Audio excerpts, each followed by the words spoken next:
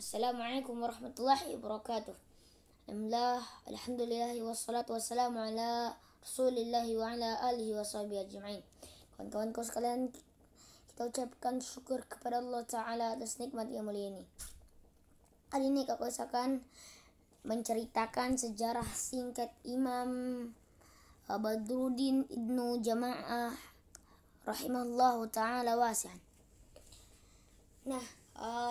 Nama lengkap beliau adalah Imam Badruddin Abu Abdullah Muhammad ibni Ibrahim ibni Sa'dullah ibni Jama'ah bin Ali bin Jama'ah bin Hazim bin Sakhr al-Kinani al-Hawawi al-Syafi'i. Beliau lahir pada malam Sabtu tanggal 4 Rabiul Awal tahun 639 Hijriyah di kota Hama. Sekarang kota Hama itu berada di negeri Syria ya kawan-kawan.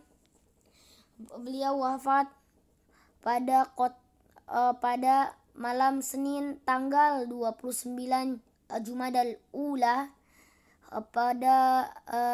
pada usia 94 tahun. Beliau meninggal. Hampir seabad ya kawan-kawan. Lalu Imam Ibnu Jama'ah menuntut ilmu.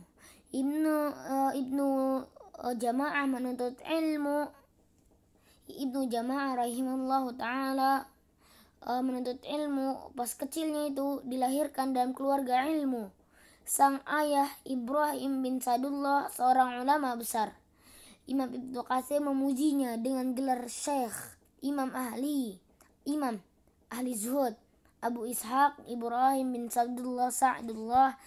Dengan demikian Imam Ibnu Jama'ah rahimahullahu ta'ala tumbuh di tengah keluarga yang dikenal berilmu. Jadi bapaknya seorang ulama, jadi anaknya ulama juga yang bernama Imam Ibnu Jama'ah yang banyak sekali menulis kitab-kitab yang sekarang dibaca. Seperti apa? Kashfu Ma'ani fi Musyabihil Masani, Mukhtasar Sahih Bukhari, Mukhtasar fi Munasabati Tarajim al-Bukhari, dan lain-lain. Kawan-kawan, dan kita lanjutkan lagi tentang Imam Ibnu Jama'ah menuntut ilmu. Salih dan bertakwa. Beliau di tengah keluarganya ini saleh dan bertakwa kepada Allah Subhanahu wa taala. Imam Ibnu Jama'ah rahimahullahu taala wasi'an telah mengawali belajar ilmu syar'i sejak dini. Kebiasaan ulama dahulu bahwa orang yang akan belajar ilmu harus hafal Al-Quran sebelum juga telah beliau penuhi. Jadi beliau hafal Al-Quran sejak kecil sebelum beliau belajar ilmu syar'i atau ilmu Islam. Dalam pendahuluan kitab Kashful Ma'ani fi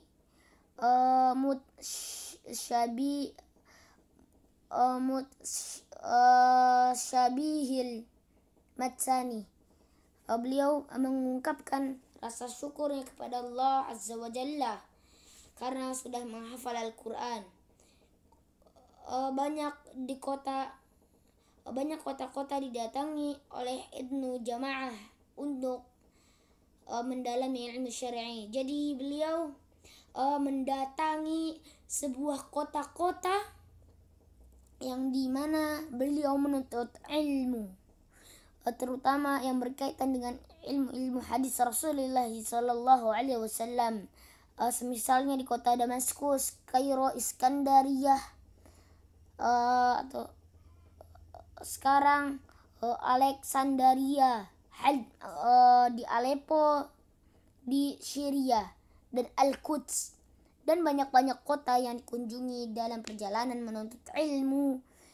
Syekh Imam Badruddin Ibnu Jamaah rahimahullah. Banyak sekali kawan-kawan menuntut ilmu Imam Ibnu Jamaah. Beliau banyak sekali dan semangatnya untuk menuntut ilmu. Kita juga harus kuat menuntut ilmu ya kawan-kawan. Nah, sekarang kawan-kawanku yang dirahmati oleh Allah Subhanahu wa taala, membahas aktivitas-aktivitas Imam Ibnu Jamaah yang lain selain menuntut ilmu. Apa saja sih aktivitasnya Imam Ibnu Jamaah rahimahullah ta'ala? Nah, dengan kedalaman ilmunya, Imam Ibnu Jamaah dipercayai untuk mengajar di beberapa madrasah atau sekolah pusat pendidikan. Yang pertama, salah satunya Qaimiriyah, Adiliyah, Syamiyah, Ghazaliyah. Beliau juga dipercaya menjadi khotbah dan sebagai yang masya Allahnya ini kawan-kawan. Dan saking pintarnya beliau menjadi qadi atau apa kawan-kawan? Menjadi qadi atau hakim. Hakim di kota mana? Di kota Al-Quds, Al-Aqsa. Kiblatnya pertamanya kaum muslimin. Kiblatnya pertamanya kaum muslimin di kota Al-Quds, atau sekarang Masjid Al-Aqsa. Selanjutnya beliau ditugaskan penguasa waktu itu sebagai qadi di Mesir. Di Al-Quds, di Al-Aqsa, masya Allah ya kawan-kawan ya. Selanjutnya beliau ditugaskan oleh penguasa di masa itu. Beliau menjadi qadi di Mesir. Setelah itu kembali ke Syam dan diserahi tugas yang sama, menangani peradilan serta menjadi khatib di Damaskus, negeri Mesir. Beliau tinggali lagi untuk menggantikan posisi qadi yang kosong karena Imam Ibnu Daqiq Al-Id rahimahullah ta'ala wafat. Dalam menjalankan seluruh aktivitasnya di ketakwaan ini, pemeliharaan kehormatan, wara, dan menjaga diri untuk tidak menyakiti orang lain selalu menghiasi langkah-langkah beliau. Bahkan ketika memiliki kekayaan yang banyak, beliau tidak mau mengambil gaji dari pekerjaannya sebagai qadi atau hakim. Nah, Imam Ibnu Jamaah rahimahullah ta'ala telah berada di mahkamah Mesir sampai usia senja. Tepatnya pada tahun 727 Hijriyah. Saat itu kebutuhan menimpa penglihatan beliau sehingga membuat kondisinya bertambah lemah karena beliau meminta berhenti menjadi tugas qadi atau hakimnya. Nah, kawan-kawanku, sekarang kita akan membahas karya-karya Imam Ibnu Jamaah rahimahullah. Di tengah kesibukan dan pekerjaan yang padat, Imam Ibnu Jamaah rahimahullahu ta'ala juga banyak mewarisi ilmu kepada umat Islam dan beberapa disiplin ilmu yang berbeda. Dalam beberapa disiplin ilmu yang berbeda, contohnya fikih, hadis, usul fikih, tarikh, dan lainnya. Imam Ibnu Katsir rahimahullah ta'ala mengatakan beliau memiliki karya-karya yang senilai dan bermanfaat. Di antaranya Kashful Ma'ani fi Sayabihil Masani. Mukhtasar Sahih Bukhari, mukhtasar fi munasabati tarajim al-Bukhari, ghurabatul bayani fi man lam yusamma fi Quran, tahqihu al-munazharati fi tashil mukhbarah, dan tazkiratus sami wal mutakallim fi adabi alim wal muta'allim. Kawan-kawanku, pujian ulama terhadap beliau. Imam Ibnu Katsir rahimahullah ta'ala berkata, beliau seorang alim, Syekhul Islam, mendalami ilmu hadis dan menekuni ilmu-ilmu agama sehingga menguasai banyak di bidang ilmu.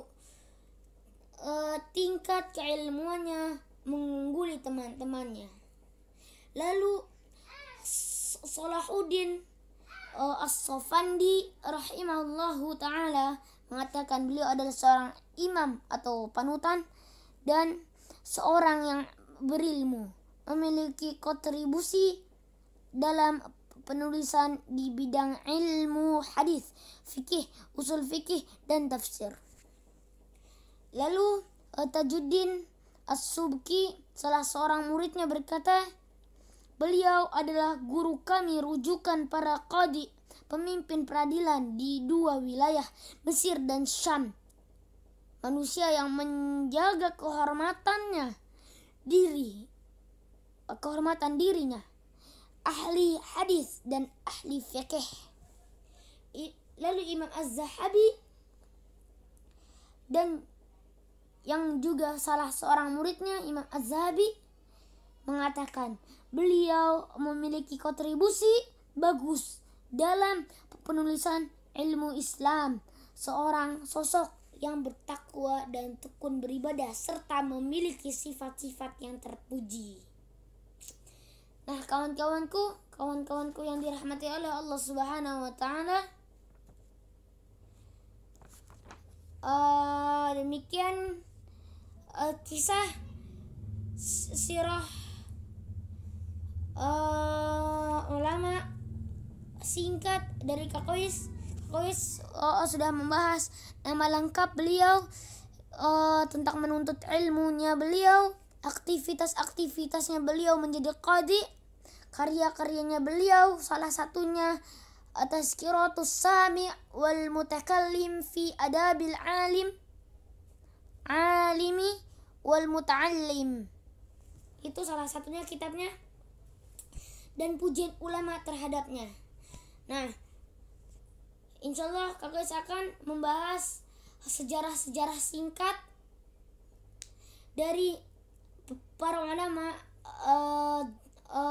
terdahulu kita.